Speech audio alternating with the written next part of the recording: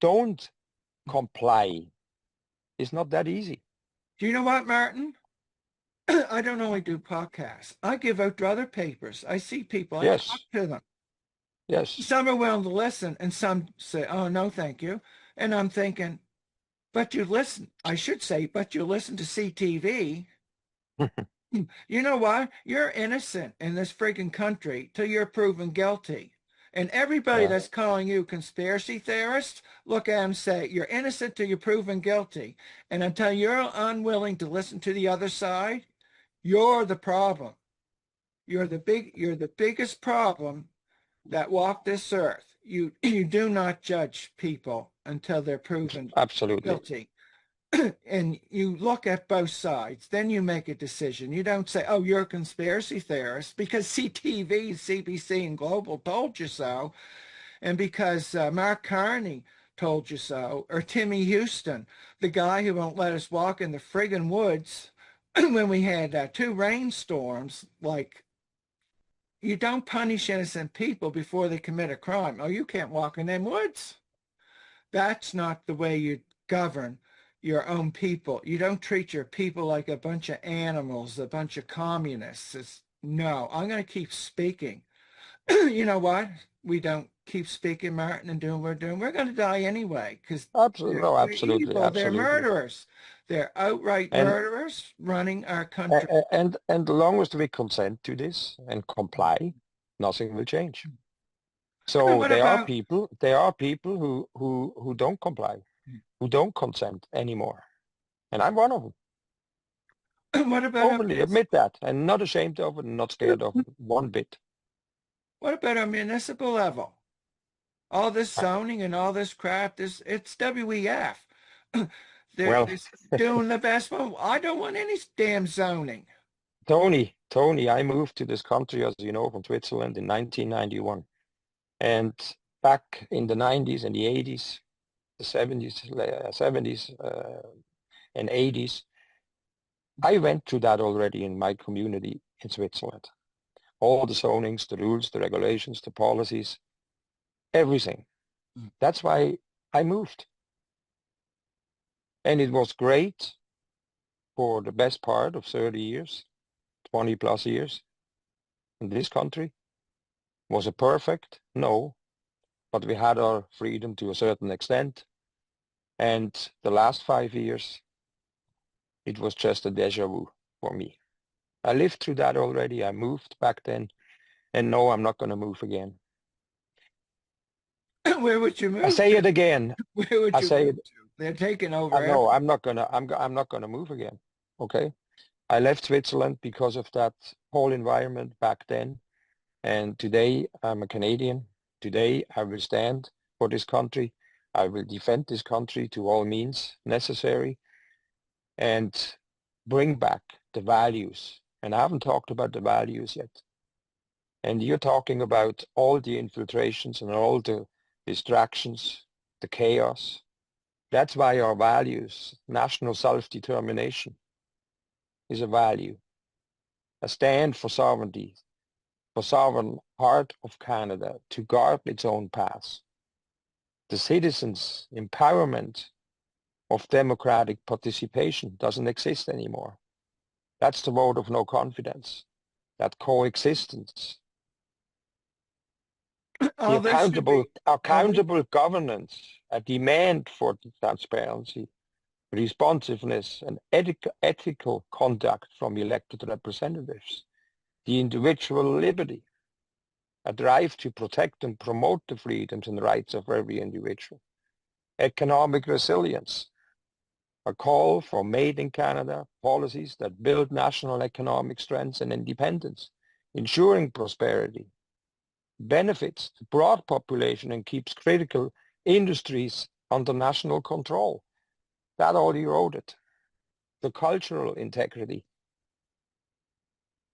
a, a, a, a reverence of the heritage, the traditions, our identity as a nation, recognizing them as components of a national unity. This gets all eroded.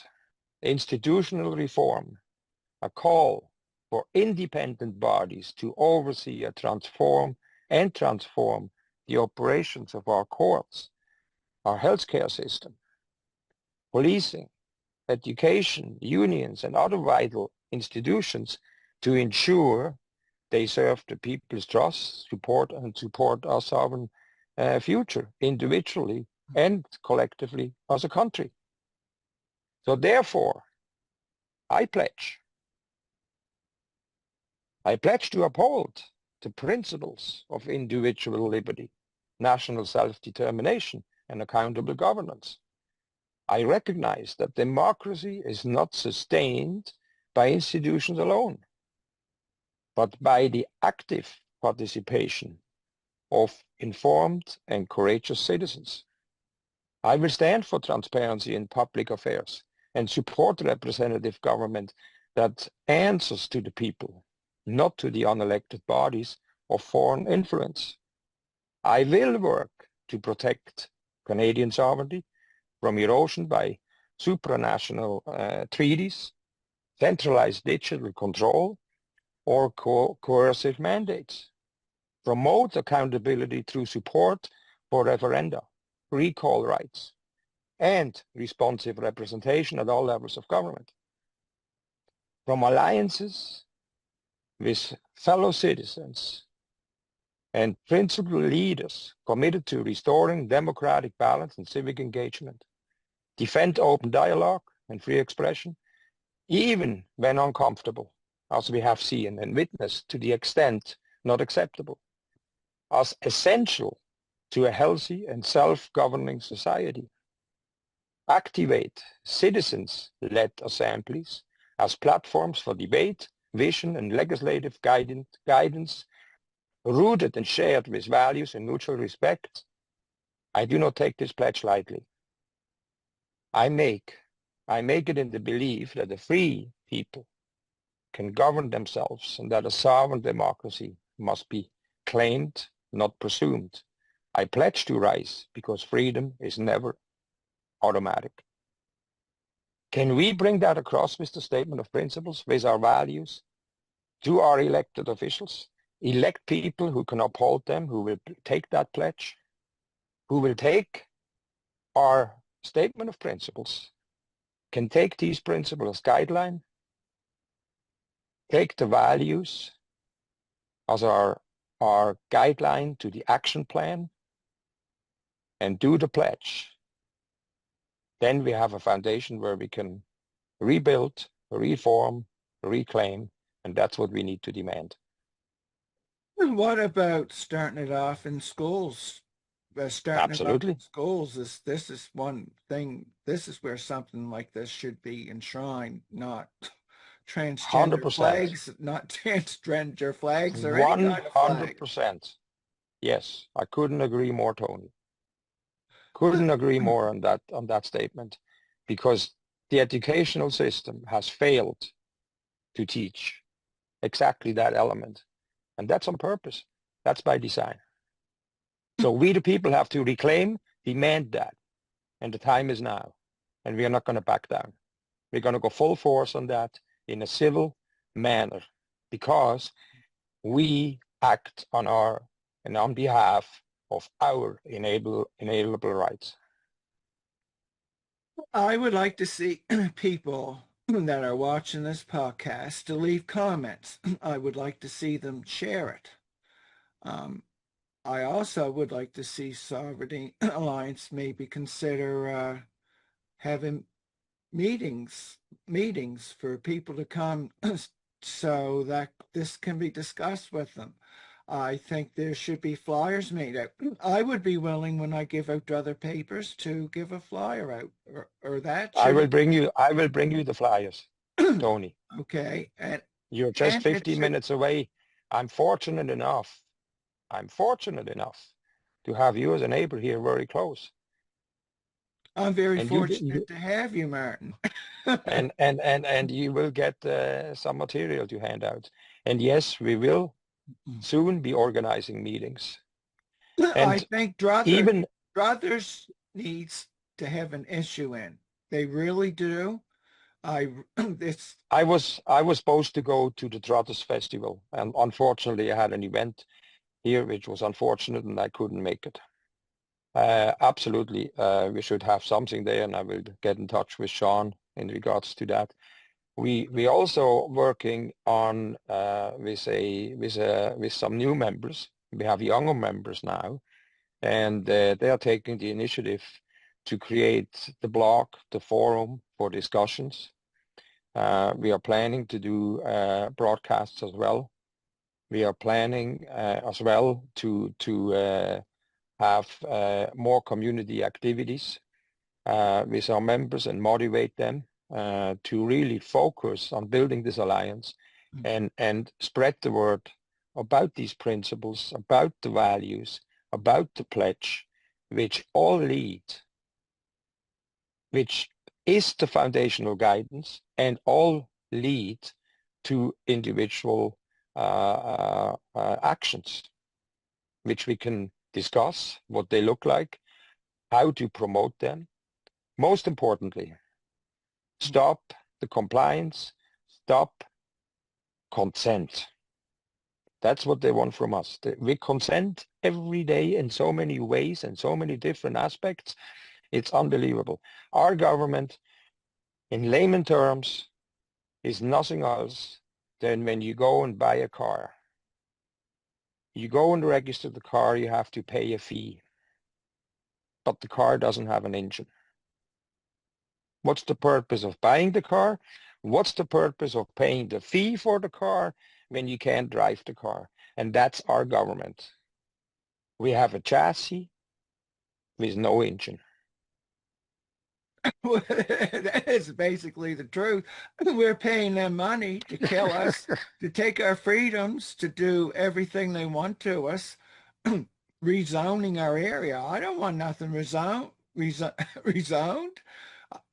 They're asking us, well, why are you rezoning? Nobody's asking you to do it, and you work for us.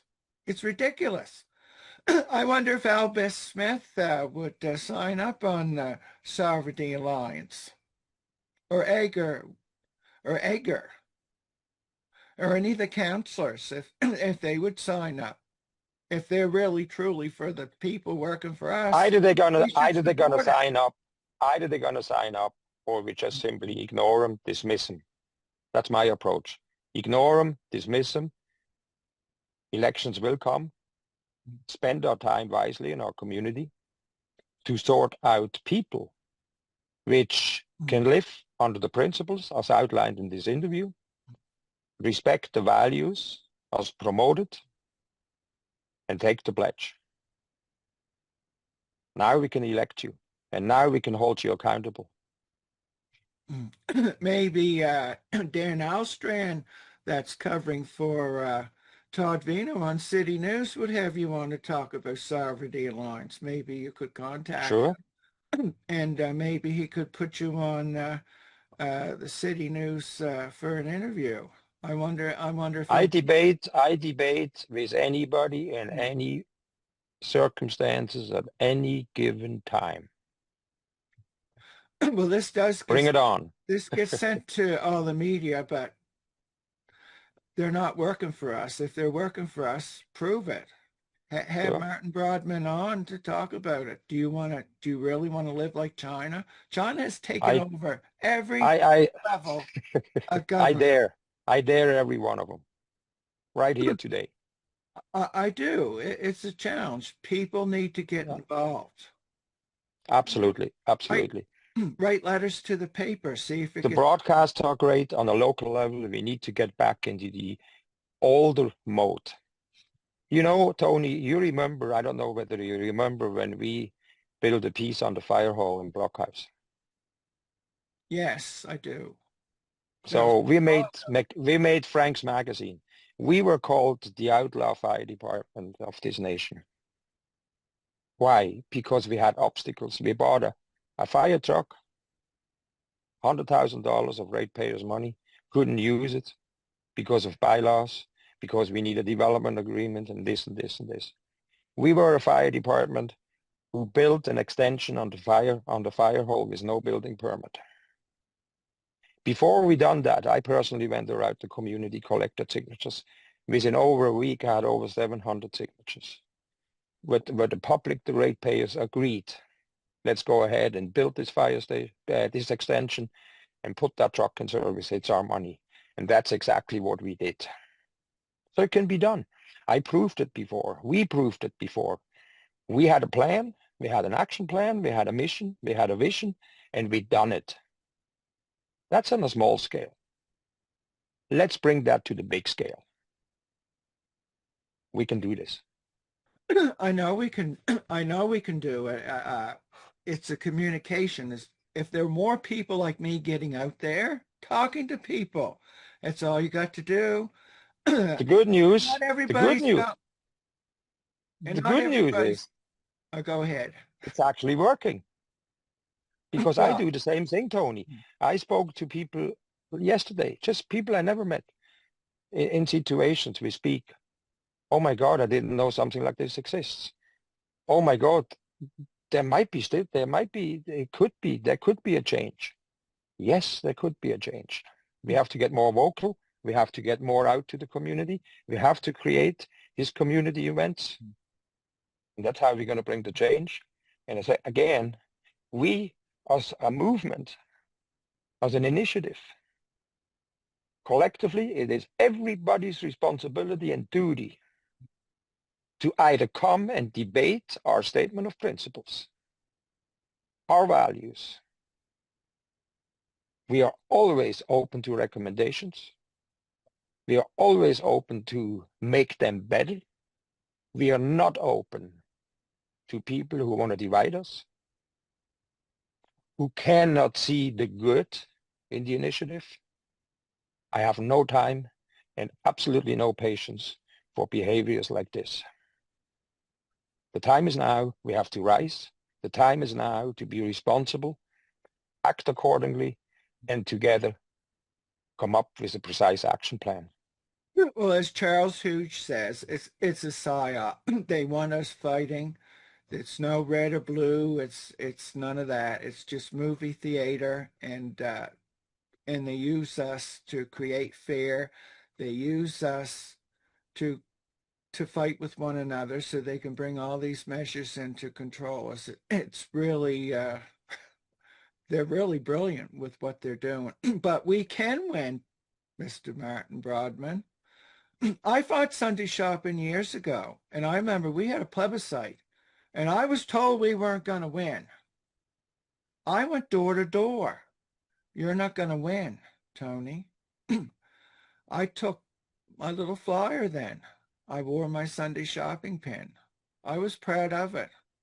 And I thought, well, I probably could lose. I went home that night and the results weren't in, so I went to bed. I got up through the night to see who won. And the tears come down my eyes. I cried because they said we wouldn't win, but we did. We won it. It was taken from us illegally, by the way, but that's another debate. But my point That's is, another debate. it's my point that we won it because we all See, got together. There could have been more people going door to door, but it was a good experience for me. It felt like I was running for council or some crazy thing, but I same wasn't. thing. Yeah, And I got to meet a lot of people, and they got to hear what I had to say. And this is on a huge, huge, huge, huge scale above that. That played into what's playing now. But my point is, if we did this on a huge scale, people got out there and talking to people. And I know they'll say, I don't do that. Well, guess what? I never did that before. I never thought I'd be on doing a podcast. Good God. Sunday shopping brought me into this this this life sure. a rebelism. I don't know what you call it. And look, and and people fought, Martin, people fought for people like me to have that right. And Charlie Kirk that died, that's unfortunate. I do want to say one thing about that. Donald Trump, when his assassination attempt on him, whether it was true or whether it wasn't, it was somebody on the roof. Well, why the hell with Charlie Kirk wasn't people up on that roof watching to begin with? Why is this happening again? It's almost like to me it was a setup again, because if you knew there's a chance that someone could kill you, you'd have every possible area protected. There's something, this none of this adds up. None of this adds up. None of it. Because Look, he should have been protected. There should have been security up on that roof to begin with. at the Correct? end of the day, people like us are a target. People like us will be more and more a target. Uh, I'm not afraid of that. I know you're not afraid of that. I know many people are not We're afraid of gonna that. die anyway, Martin. If we That's sit right. back and I'll watch this. And when our Lord says it's time for you to come home, we go home, and I go home in dignity. I go You home. pull I me go home. across the gate, Martin. If you go before me, you grab my leg, please, and pull me across, because I don't want to I be. will.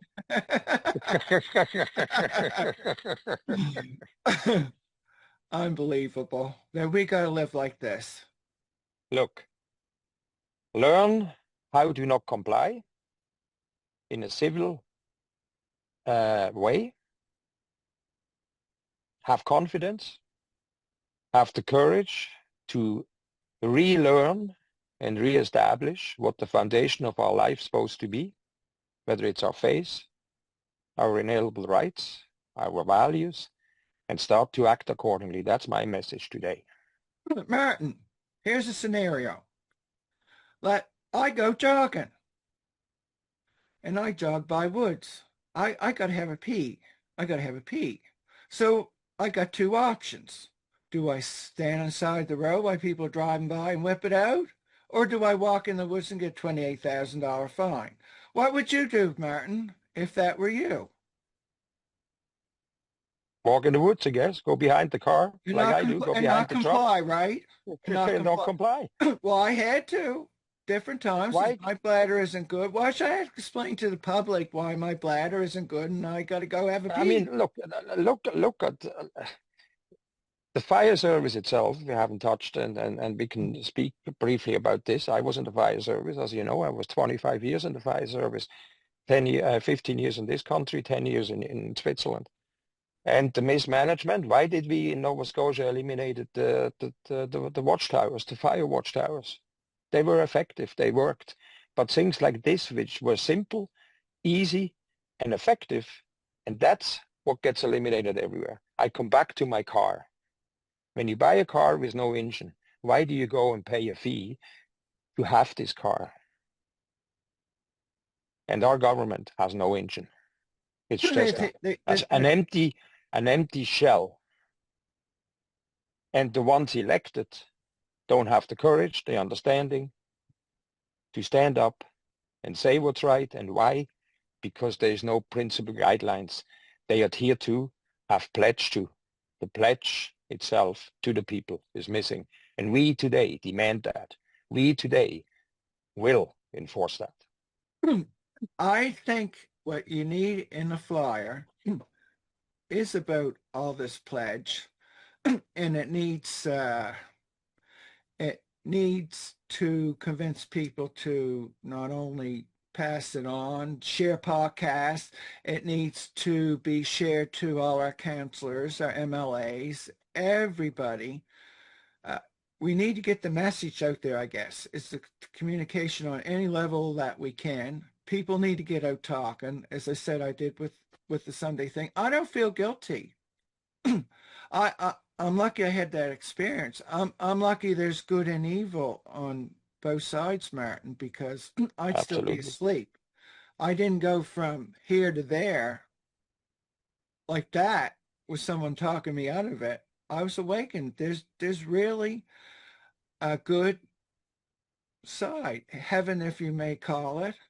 There's angels, there's people there with you, and that's an incredible experience. It's probably my mother. I do. I feel the strong love for her, and I'll keep fighting for her. And I know I lost aunts and stuff to the jab, and I continue fighting for my country. They they died for no reason. They took a lot from us, Martin. All the years we could have had with our families and friends. And I said, if this keeps going, this the these people passing away, how are these stores going to operate? You know, how are they going to operate? How are we going to have councils and with nobody, you know? How are we going Well, to have a sovereignty alliance if people are all dead? And that's my strong message. I agree with what you're doing, but if we're all dead, it's not going to happen. Nothing's going to happen. we won't be all dead. I hope not. And We won't be. we really all need each other.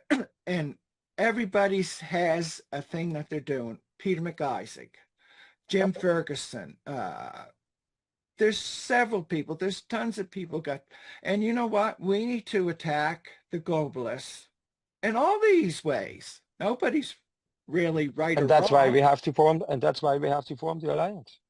And, Oh yeah, and by they can forming the still go. alliance, collectively, we have to agree, not only collectively, individually, we have to agree on certain principles, on a We can, foundation. we can still use their court systems to fight them while we're working on Sovereignty Alliance. Why not? Why? Absolutely. They're attacking us in every which way they can. This Charlie Kirk thing, it's not right, murder, and it's not right what they did to his kids. That's upsetting. Yeah, of He lost course. his poor children got to live with that. But you know what? That's a distraction. Why we're all involved with that, they're bringing their digital IDs, 15-minute cities, no meter, no It's D. an act of cowardice. It's a coward act, whether it's an individual or as a group, it doesn't matter what. I'm going to say it this way. When you cannot debate anymore, when you cannot have open dialogue on a stage with an audience and have debates and discuss any elements in our lives, whether it's political or socially or whatever, and you bring a message, and the person debating cannot accurately bring a counter message. Is that now the grounds to shoot the messenger? It's not the grounds, but Exactly. there could have been security guards on top of that roof and around that whole building and around the whole. That should have never happened. It was probably a friggin' setup to get a civil war going in the United States so they can put emergency war acts on people, emergency war acts on people to control them. That's what I think. That could have been stopped. There's no need of it. It's the same, Yeah, like the same but people, setup with Donald Trump. That Tony, when I go out tomorrow and have a public event, do I need now Secret Service? well, we're not going to get it. We're not going to We get are it. not going to get it. Okay.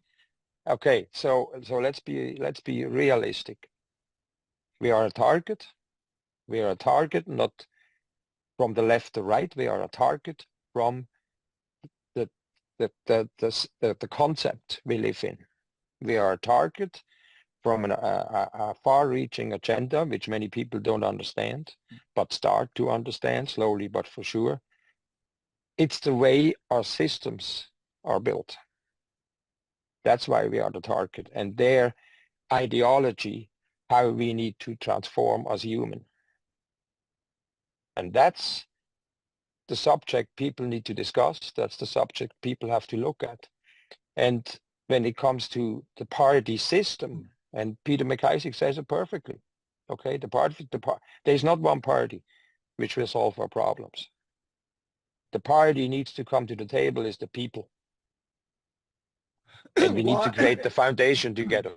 Martin? Why can't we have independence, and why can't we have a good party?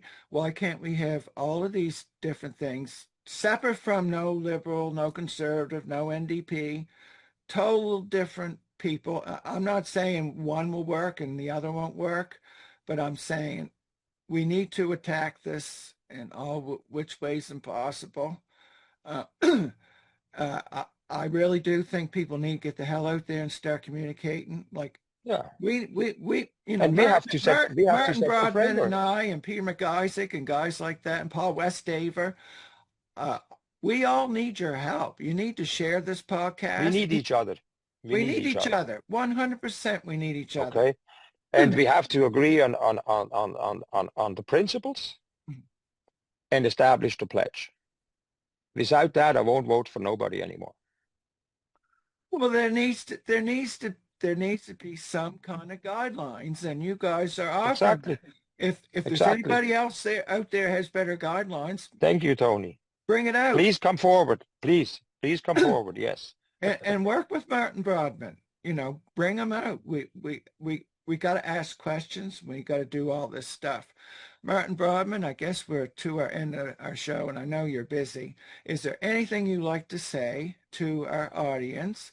And by the way, I want to make one statement before I do go. I noticed the summer months it's been quiet on Facebook, and my podcasts are usually quieted down. They do every year, and all the groups and stuff. And once people start looking at the podcast and Facebooks again, they're going to be, oh my God, look at all this stuff.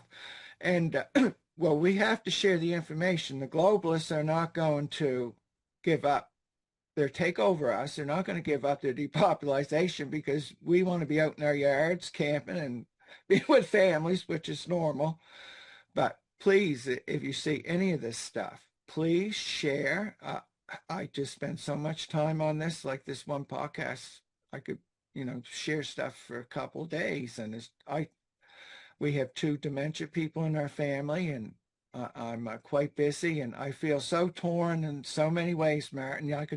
If I could clone myself. Oh, I know it is pissing people off. I know that will piss people off, so, the ones that don't like these, but I could use another me, and I'm sure you could use another you. But anyway, I'm going to keep my mouth shut and let you have the final word to our audience. And it was a pleasure, Martin. Pleasure on my side, like always, Tony. And thank you so much for what you're doing, the dedication, the professionalism you bring to the table as well. And it takes courage, it takes dedication, it takes time. You do it on a volunteer base. You don't ask for any money. You do the best you can. And people like me and many others, your audience, I know we highly appreciate that. To the audience out there, thank you for listening today. Thank you for sharing and supporting not only my message, but also Tony. And we have to find that mechanism. We have to find where we can sit on the table. We have to find the alliance. We have to agree on certain foundational aspects in order to have a reform and precise action plans, and that's what we are offering. And I hope that resonates with your audience, Tony, and anybody who has any questions. I'm always open. I'm always reachable, either over Facebook or through our website, sovereigntyalliance.org. Thank you so much. And you, Tony, your family, the audience, have a very nice Sunday, and God bless you all. God bless you, Martin. All the best, my friend. You take care, and we'll chat again. An audience, please leave your comments. We want to hear from you. We want to hear from what you're thinking. Thank you. Have a great day. All the best. Bye for now.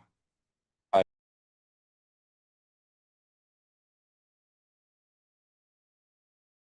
Charlie Kirk is dead, and it exposed something vile and horrifying that I want to share with you right now, just kind of candidly. He was murdered while he's speaking in public to a group of college kids. And there's one part of this that I think should horrify you to the deepest parts of your very soul. Instead of a universal outrage, instead of every decent person saying this is insane and this is wrong, the internet seemingly lit up with these celebrations and cheers and memes and people actually laughing and celebrating the murder of a man because he wore a different political jersey. So let that sink in for a second. And I don't think any of this is about Charlie Kirk, the person. And I don't think it's about whether you liked him or hated him or didn't even care. I think it's about the fact that political murder is somehow just another headline nowadays. And we scroll right past it. There is a whole new low for where we could go. And you have people online cheering like it's their team winning a Super Bowl. And what you're seeing is an evil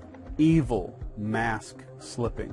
This is a signal, and it's a signal that we, and I do mean we, all crossed into something that is a lot darker than just politics. This right here, what we're seeing, is what happens when violence becomes part of a political conversation. When actual TV networks air over and over clips that encourage people to see the other side not as neighbors that we might disagree with, but as enemies that need to be destroyed, as the threat to society. And you've seen it, I have no doubt. We all have seen this. People in the media saying these people are a threat, these people are dangerous, maybe some violence is justified, and it's not fringe anymore. This is mainstream. And there are thousands of these clips out there aired to millions of people, kind of nudging, suggesting, maybe planting seeds that maybe a fist, maybe a bullet is a legitimate form of political debate. You resist the temptation to run up and wring her neck. Biggest terror threat in this country. I'd like to punch him in the face. I said if we were in high school, I'd take him behind the gym and beat the hell out of him. Punch some people in the face! When was the last time an actor assassinated a president? They're still going to have to go out and put a bullet in Donald Trump, and that's a fact. A lot of people don't have the attention span to maybe stick with this, but I pray that you do, because I'm going to expose something here that's going to change everything for you if you stick around. But here's the irony, and what I think is a absolute concrete law of history. It's concrete law. The minute that your ideas require violence to enforce or spread, they're already completely bankrupt. Every tyrant, every failed ideology, every social collapse starts the exact same way. The debate dies, then violence takes the place of debate. And you can't argue with a gun. You can only kill with it. And when killing is the substitute for a conversation, society as a whole starts falling off a cliff. And we all, myself included, we all have been sold the biggest con of our entire life. And this is that the problem is left versus right, or Republicans versus Democrats. And that is the distraction fireworks show that they want us screaming about while they're doing something else. And this is a magician's trick, and I'm about to really show you what Charlie, God rest his soul, has kind of exposed here. If you turned on cable news today, you go in your living room, turn it on, maybe you scroll social media, what are you going to see? The absolute fringe. They're going to show you the loudest, dumbest, most cartoonish people from the other side blasted in your face 24/7. You're not being shown your neighbor or your coworker or the mom next door who votes differently. You're being shown a bunch of professional lunatics that are handpicked to make you think one thing. And the one big thing that they want you to think is, oh my God, these people are insane.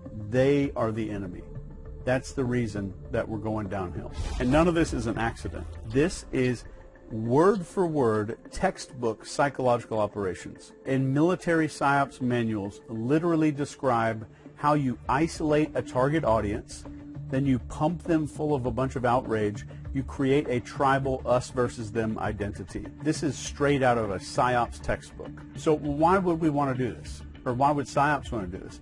Because once you're locked into tribal thinking, you're going to swallow anything. You're going to believe any lie about the other side. You're going to cheer when other people suffer. You'll excuse things that you would never excuse in your own neighborhood if you watched it right in front of you and it was one of your neighbors.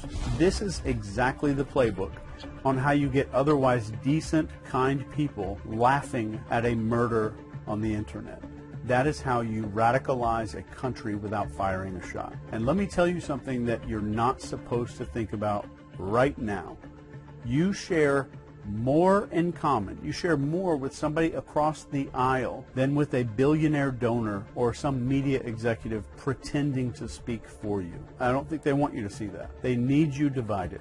They have to have you blind and full of rage, because a united, sane, connected public is the one thing that they actually fear. So how does a normal person, just a regular person, a guy who loves his kids, pays his bills, maybe argues politics at Thanksgiving, how does he turn into somebody who cheers at the assassination of a political opponent on the internet? This does not happen overnight. It is a formula, and I'm going to lay it out for you very plain right here.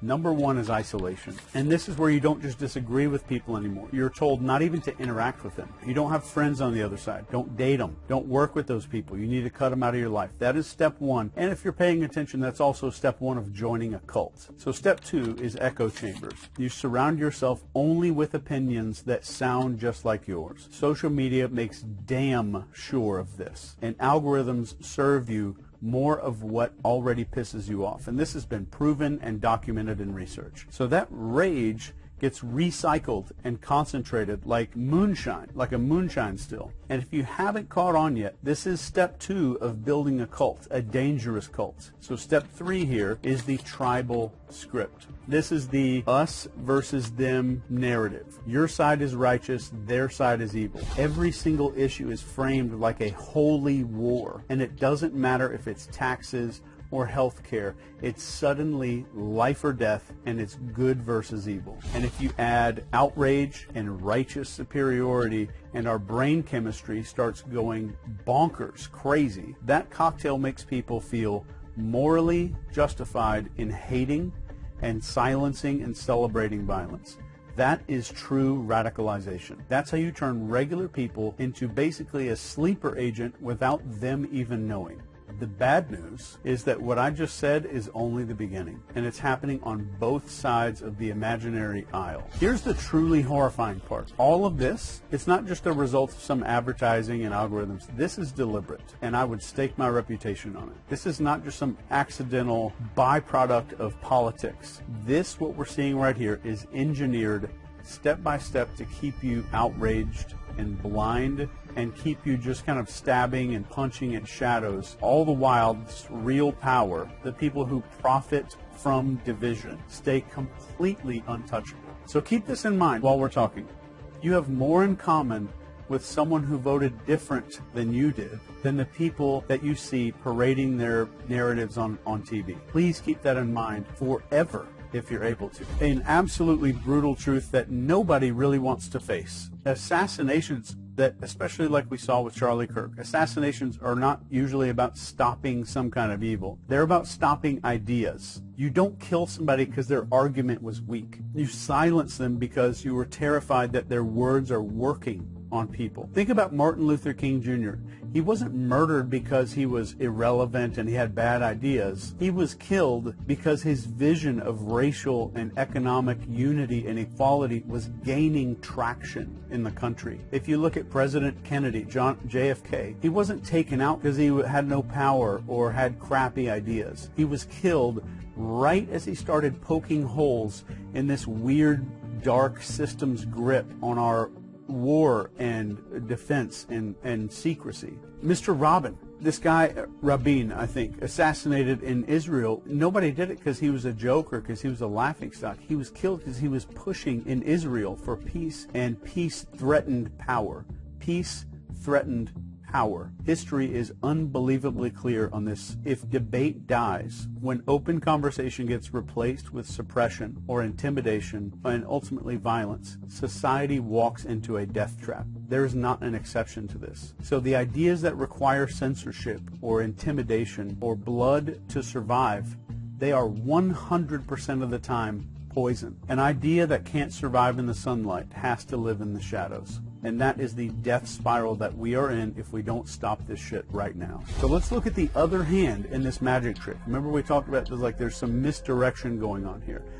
For decades, the press, the media, was supposed to be our watchdog. They're going to find all the facts. They're going to hold the powerful accountable. They're going to keep people informed. And again, you can see this with your own eyes. It's not right versus left. Look closely at the media. It's not right versus left. This is darkness versus light. The media is a circus tent with a lot more in common to a casino. This is a propaganda machine just churning out outrage. Let me just tell you exactly how this works. Facts are boring to people. outrage is more likely to sell. It's more likely to keep you looking at the screen. That's their metrics. That's what they get paid based off of. So instead of showing you some kind of reality, they're showing you this carefully curated nightmare reel of the absolute worst of the other side. They're not giving you the whole picture. They're giving you the most extreme clips that they can find because they know that you're going to watch. They know that you're going to get pissed off when you see it all, and you're going to come back for more tomorrow. In fact, to me, if I'm very honest, if something doesn't fit their narrative, it is completely ignored. But if a story can be kind of twisted into a blame game, then it is. So they're not showing you reality in any sense. They're showing you a story designed to keep you loyal to your tribe, addicted to whatever their version, twisted horror movie version of reality really is. And what's truly disgusting, what I am genuinely nauseated by. We tend to think, oh yeah, the media is trying to sell ads for some pharmaceutical stuff, and they're trying to sell some car commercial breaks and things like that. That's not it. This is more about distraction. The reason is, while they get you frothing at the mouth over some clip of a protester screaming nonsense, the real enemy to all of us, these entrenched people that you have nothing in common with whatsoever, who decide the narratives, they bankroll politicians, and they write the rules, and you know that they win no matter who wins, right or left. You know that they're the ones getting the checks. They're laughing at how stupid we are. So let's stop with the doom and gloom for a second here, and let me just kind of bring this back. If you strip away all of the slogans, all the hashtags, the little talking points of the media, what do regular people want? What do regular people, you and your neighbors, even the people that voted differently than you? We want our kids safe. We want a roof that doesn't leak. We want food in the fridge. We want a job that doesn't crush our frickin' soul. And we want some goddamn honesty from the people who claim to represent you, to represent us. And guess what? That guy that you don't like with the bumper sticker down the street, he wants the same thing. The woman with the MAGA hat at the grocery store that you thought was an idiot, she wants the same thing. The mom who is too busy working 3 jobs to even care about politics, she wants the same thing too. But what do they not show you on TV? What is the one thing? It's that. It's that you have that much in common with the people who voted different than you. They will never show you that. They show you the screaming protester with the purple hair threatening to burn a bunch of stuff down. They show you this red-faced conspiracy guy spitting at the camera talking about crazy stuff. They show you the absolute fringe because fringe pisses you off. Fringe makes you hateful and angry. Fringe makes you think that the other half of the country has lost its freaking mind. There are absolute real studies on this. There's hard data proving that these algorithms and the media deliberately push exactly what's going to piss you off. Because the more enraged you are, the longer you're going to stay hooked. And they're literally feeding you a diet of enemies instead of neighbors. They're programming you to see the world through some kind of warped carnival funhouse mirror, where these loudest, weird-ass 1% of extremists look like 160 million people, and it's not. It is a lie.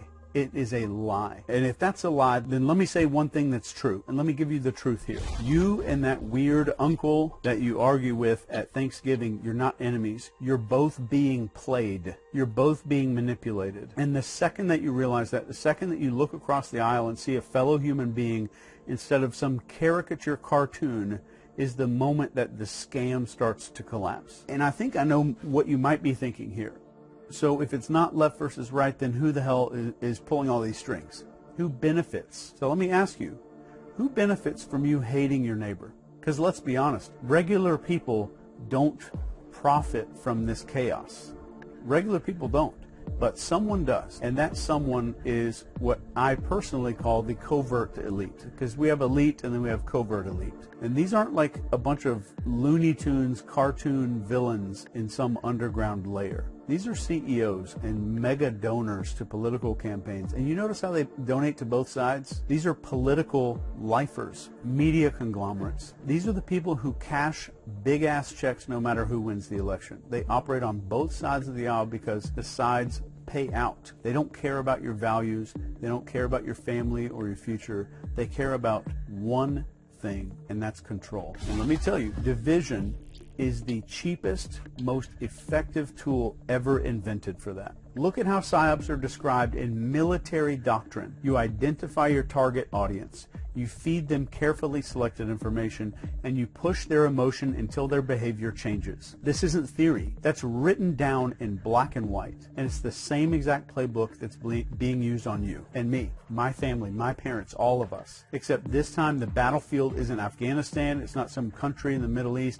It is your living room. It's your Twitter feed. It's your nightly news. It's right here where you're looking at my face, whatever device you're watching this on. This is the battlefield. This is why both parties, you're hearing them scream about each other nonstop, but they never really seem to touch the things that matter. And you ever notice how there's always money for war, but there's never money to fix our roads? You notice how billionaires always seem to fund both sides of the elections. And if you've ever noticed, if you take a good look, corruption is a bipartisan issue.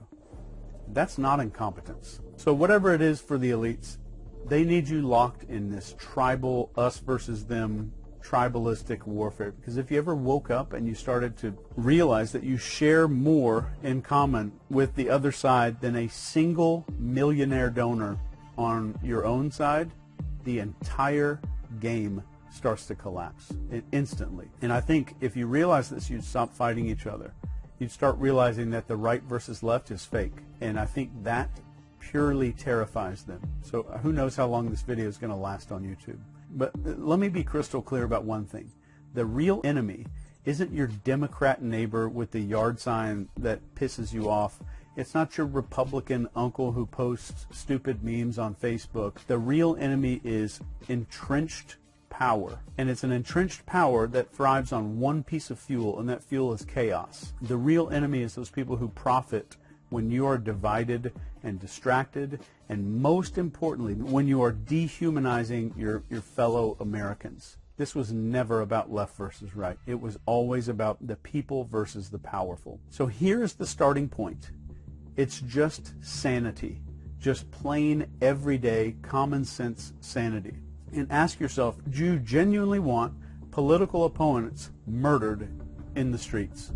Do you want your neighbor dragged through the mud because they voted differently? Of course you don't, because you're a sane human being. And that means that you're okay. And sanity right now is the most rebellious act that you can commit in this country for right now. Sanity is refusing to let CNN or Fox News or Twitter decide who your enemies are. It's looking across the aisle that's probably imaginary and saying, you know what, I disagree with your ass, but you're not the devil. Sanity is truly openly saying violence is not politics. Violence becomes the death of politics. And true sanity is seeing just the weird idiots on the news and realizing that's not the norm. That is a cartoon that's curated for you. And the second that you stop playing the outrage game and you refuse to cheer for blood, which I hope you didn't do, you're already breaking the spell if you're there. I genuinely believe in my heart that sanity is contagious. And when one person refuses to take the bait, the echo chamber starts cracking a little bit. 10 people refuse, it starts breaking open a little bit more. And let me be super clear here. When millions of people, if this were to happen, or were to refuse, the machine will collapse. I guarantee it. We don't need permission to stop being pawns on the board. The minute that you decide right now that you will not be programmed into hatred, then you have started to win. And that's the first step to being sane, and it starts with you.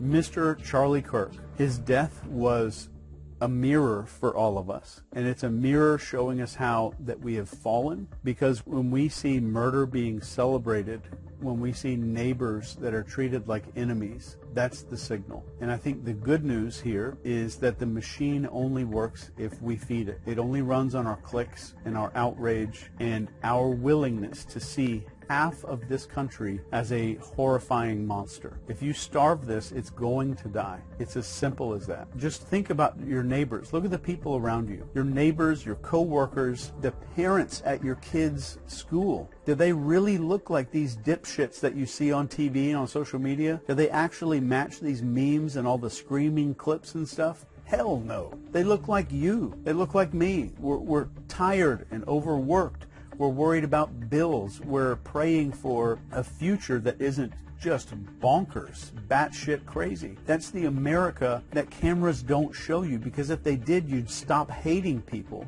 You'd start seeing reality. So here is the pledge. Here's my one thing that I want to give to you here. And you can say this pledge out loud if you need to. I will not let anything electronic decide who my neighbor is. I will not let political violence become normal. I will no longer let propaganda tell me who to hate. I will never cheer for blood. I will choose sanity. I will choose unity. I will choose to see the humanity in people before I see their politics. And if enough of us take that stand, the whole entire rotten, nasty structure starts to fall, because the truth is very simple. There are more sane people than there are psychopaths. What we're seeing online is fake. There are more of us than there are of them. And the second that we remember that, the second we refuse to be divided against each other, which is fake, the game is permanently over. And I say this as the brainwashing expert and the psyops expert. The choice is absolutely ours. Right now, do we keep this programming? Do we keep going? Do we keep letting them program us into sociopaths? Because that's what's happening. Well, my previous video right before this one was about this. Or do we break the script and take back our sanity and just finally remember that we are one people? We're not two tribes. And I want you to remember this. If something online pisses you off, now you know for sure that you are witnessing social engineering. That's all that is. And let me end this with a quote from Martin Luther King. The ultimate weakness of violence is that it is a descending spiral, begetting the very thing it seeks to destroy. Instead of diminishing evil, it multiplies it. Through violence, you may murder the liar, but you cannot murder the lie, nor establish the truth. Through violence, you may murder the hater, but you do not murder the hate. In fact, violence merely increases hate. Darkness cannot drive out darkness. Only light can do that. Hate cannot drive out hate. Only love can do that. I love you. Please, please, God, send this to somebody that you know. Take care.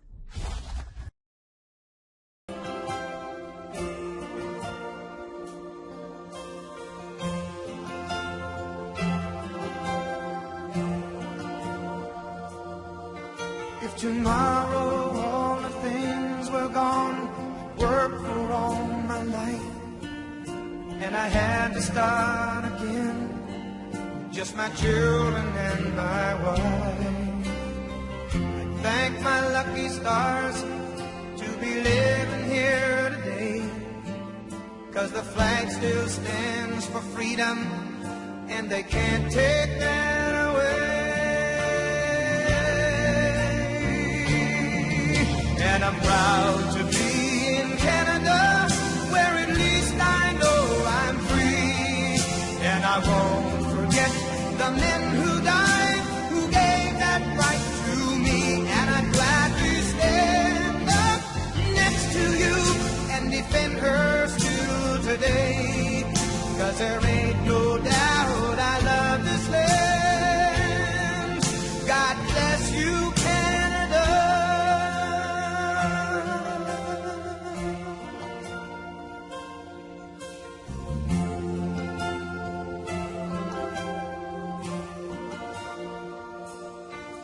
From the shores of Nova Scotia to the forests in BC, Montreal to Winnipeg, from sea to shining sea.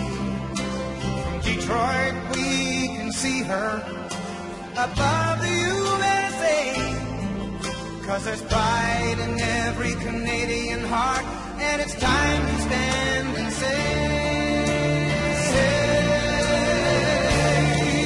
that I'm proud to be in Canada, where at least I know I'm free, and I won't forget the men who died, who gave that right to me, and I'd gladly stand up next to you and defend her still today, 'cause there ain't no doubt I love this land.